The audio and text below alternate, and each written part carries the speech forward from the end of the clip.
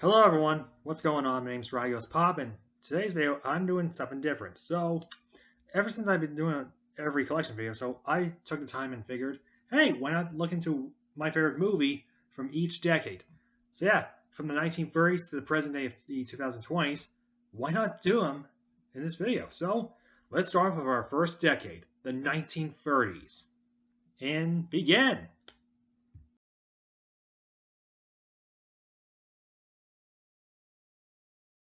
All right, all right. So starting up the 1930s. So this is a very tough choice. So I had three options: Dracula, Frankenstein, or the Invisible Man. So I'm just gonna go with the former, Dracula. I mean, Dracula's a classic monster. I mean, he's been expanded throughout many films and TV shows, a lot of pop culture references. Hell, he's even a boss in the Castlevania franchise. So it's no surprise I choose Dracula to be my favorite from the 1930s. It's black and white. It's classic. It's plus Dracula's an icon of Halloween, the holiday itself. So yeah, so that's my favorite pick from the 1930s. Next up, the 1940s.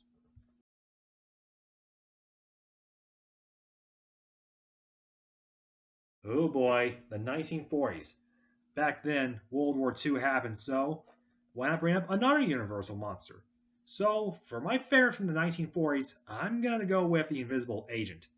I mean, I know it's not technically there, but it's technically an Invisible Man movie, but set in World War II. Now, yeah, I mean, my mind came across this and the Wolf Man, but I honestly went with the former because, come on, it's horror, action, sci-fi, and it happened during World War II back then. So, yeah, I mean, it's crazy to see an Invisible Man become a good guy rather than a villain. So Universal took a look at one of their monsters and they're like, hey, what if we took one of our monsters and throw that monster into World War II? So, so the Invisible Man's like, have at it. So yeah. Next up, we're done with the 1940s. Now we're going straight to the rock and roll 50s.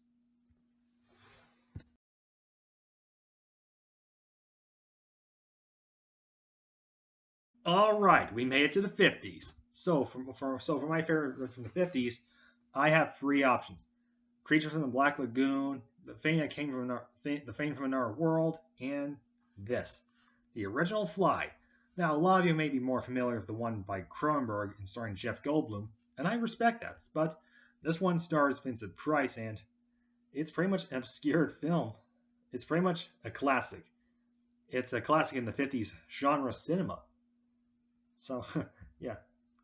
Although it's crazy to see that most people didn't care for the original, but care for the remake, and I respect that. So, the original Fly with Vincent Price is a timeless classic. And that wraps up the 50s, so on to the 60s.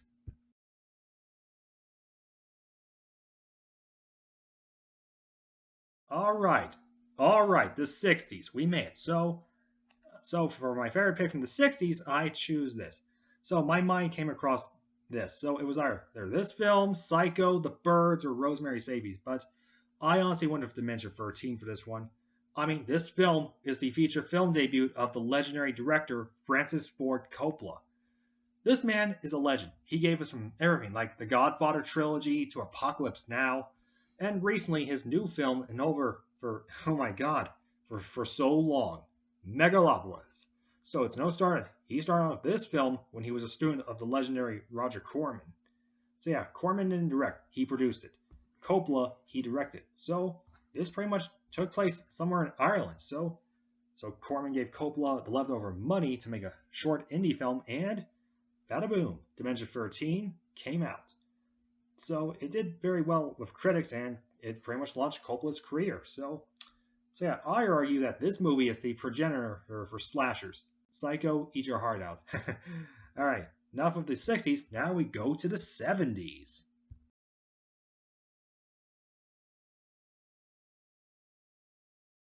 All right, we made it to the 70s. So my mind came across with, oh boy, a lot of franchises that existed back then.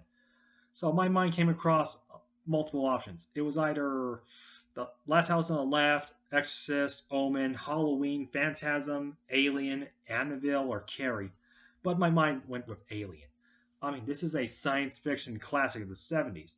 No surprisingly, it became a franchise, with a great sequel directed by James Cameron, and followed by two sequels in the 90s, two crossover films with Predator in the 2000s, two prequel films by Ridley Scott in the 2010s, and more recently, a new film that came out this year. So, yeah, I mean, the Xenomorph is an icon, in which, for fun, you can actually play as a Xenomorph in any video game, whether it's Mortal Kombat 10 or Dead by Daylight. So the story of Alien really, really intrigues me. So, yeah, I mean, if it weren't for Ridley Scott, then the Xenomorph wouldn't exist. So, yeah. All right, so that concludes the 70s. Now we get to the 80s.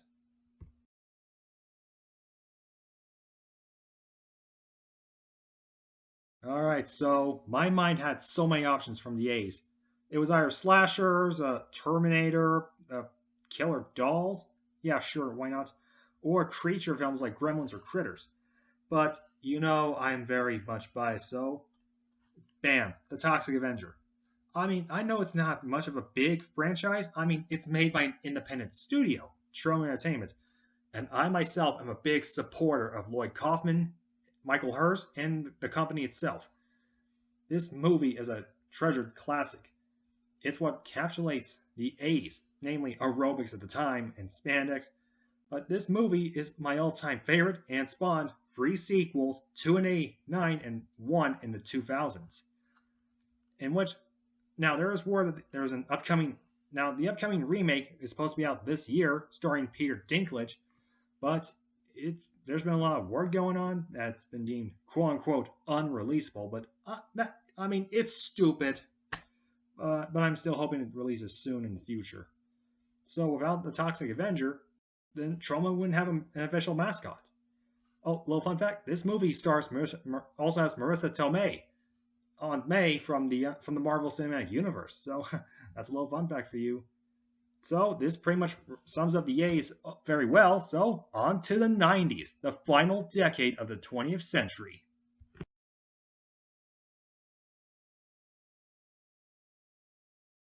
Okay, here we go. The final decade of the 20th century altogether.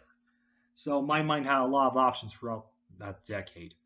It was either creature films, or supernatural found footage, vampires in a Western setting. Yeah, okay. But one thing that's pretty much biased, in my opinion, is this franchise, Scream. Yep, the original film, the one that saved slashers from dying.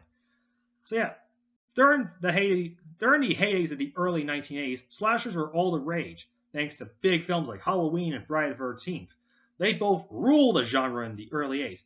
But by the time the mid 90s rolled in, they were starting to die out. They were seriously struggling. Jason, Freddy, Michael, Leatherface, hell, even little Chucky didn't survive. All of them were just seriously struggling to be relevant. Now, that's not to say there weren't any good horror flicks coming out. I assure you there were. But to the general audience themselves, it was a stereotype, a punchline. However, the original Scream came in and acknowledged that the entire genre is full of tropes. So it took it very seriously and is well more grounded. Directed by the legendary Wes Craven, Scream has brought slashers back from the dead. In fact, it kicked off a second wave. Due to Scream's popularity and success, we have a whole slew of teen slashers throughout the late 90s into the early 2000s. These include I Know What You Did Last Summer, The Faculty, Urban Legend, Idle Hands, Cherry Falls, hell, Healy Valentine, why not? So, without Scream's impact, then the genre would have nowhere else to go. So, thanks to Scream's success, it spawned a franchise with its own rules. The first dissects slashers, the second dissects the rules, the third caps off the trilogy. A decade later, a fourth film came out tackling remakes and torture films. A fifth film tackles the quote unquote elevated horror as well as legacy sequels.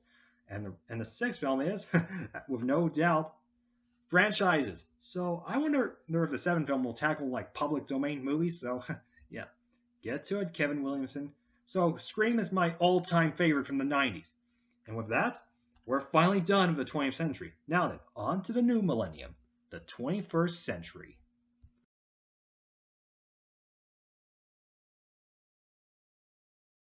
All right, we're finally in the 21st century, the 2000s.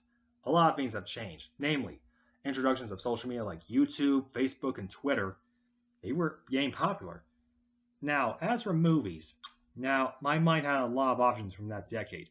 It was either Final Destination, Jeepers Creepers, Dawn of the Dead, Saw, Hostel. I don't have Human Centipede yet, but it'll take time. So yeah, there are so many going on, but the genre has been consistent throughout the 2000s. More specifically, it was either the American remakes of Japanese films or the torture films, but one subgenre did not make it through. Slashers. Yep, slashers were kind of dead after Scream in the 2000s. But that all changed with one director, Adam Green. So he made a movie that's a throwback to the 80s, that being Hatchet. So yeah, I chose Hatchet as my favorite from the 2000s. Now, I'm not too picky about movies from the 2000s. I mean, this movie is a capsule of its time. I mean, if you take a look on the poster of the original Hatchet, it says it's not a sequel or a remake or based on a Japanese one. It's old school American horror. So yeah, Hatchet solidifies itself as a modern day slasher in the 2000s, as well as the 21st century as a whole. Its villain, Victor Crowley, it became a modern day icon up there of all the others, namely Art the Clown, Megan, Psycho Gorman, John Carver, The Tattered, you name it. Played by Kane Hodder, well known for playing Jason from the A's to 2001, Hatchet is a grand gore fest of all. I love it, and this is by far one of my favorite modern slashers of the 21st century.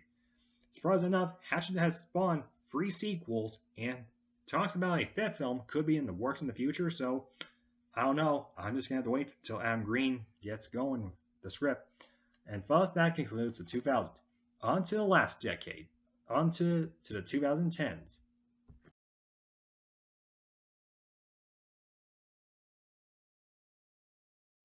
Okay, here we are, the 2010s. We're getting a little bit more modern, but the genre is just shifting to more classy, elevated art stuff.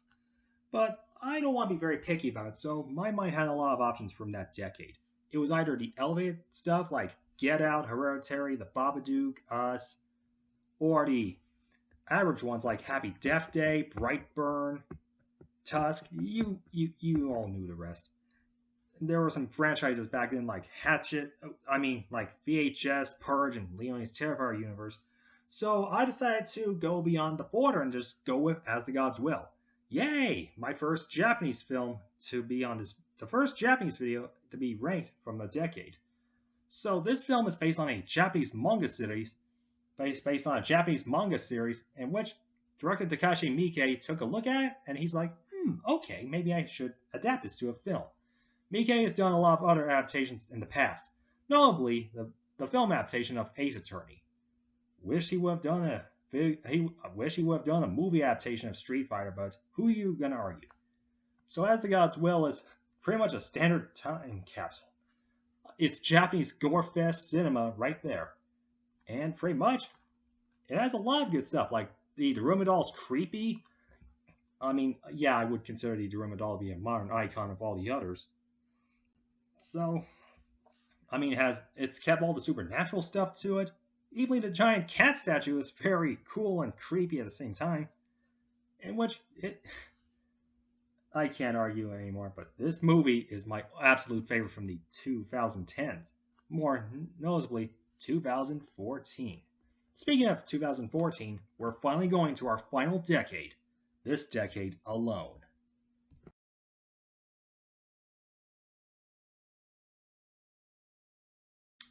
All right, here we are, the final decade, the current decade, the 2020s. Yeah, the 2020s had a pretty bad start. We had a serious health world problem going on at the time. Cinema shut down, but we got back to normal recently. Mm, everyone's all feeling healthier, and cinemas are back. So why not bring something that's a fan? Why not bring a favorite that's been a a letter to the fans. That being Five Nights at Freddy's. I choose this movie as my all-time favorite of this decade alone. Based on the video games, I myself am a big fan of the games. Hell, I've played all of them, as well as read all the books, the comics, in which I'm surprised that this movie took a long time to make. Now, originally, Warner Bros. Was going to do the movie, but it was in development hell for so long until a hero, Jason Blum, came in and he decided to adapt the film with Scott Cawthon, the series creator, looking very carefully as a producer. So it was a treat to the fans. This one has Matthew Lillard as William Afton, and the animatronics are all practical. None of that CGI crap. Get out of here. So yeah, all of them are very practical. Although 3 of them are just actors in suits, namely Freddy, Bonnie, and Chica, but Foxy, he gets a rare exception because he's a full-on animatronic. Finally, a real FNAF animatronic. I know some say that the critics were not so kind to the movie, but to the audiences, they're very kind to it. So, a big win for the audiences, in which this movie became Blumhouse's biggest project film, in which it surpasses M. Night Shyamalan's Split, in which it became Blumhouse's highest-grossing film of all time. Now, a sequel is currently in the works as of now, so I might be able to look forward to watching the sequel one day. So, yeah, Finds of Phrase is no doubt my favorite of the 2020s. And that wraps up my video. My video of my favorite movies from each decade, from the old black and white days of the 1930s to the more modern present day of the 2020s. So, what are your favorite movies from each decade? Let me know in the comments, okay? So, you know the drill. Subscribe if you haven't already. Click that notification bell. Give this video a big thumbs up if you like it. And I'll see y'all next time. Goodbye, everyone. Stay poppin'. Peace.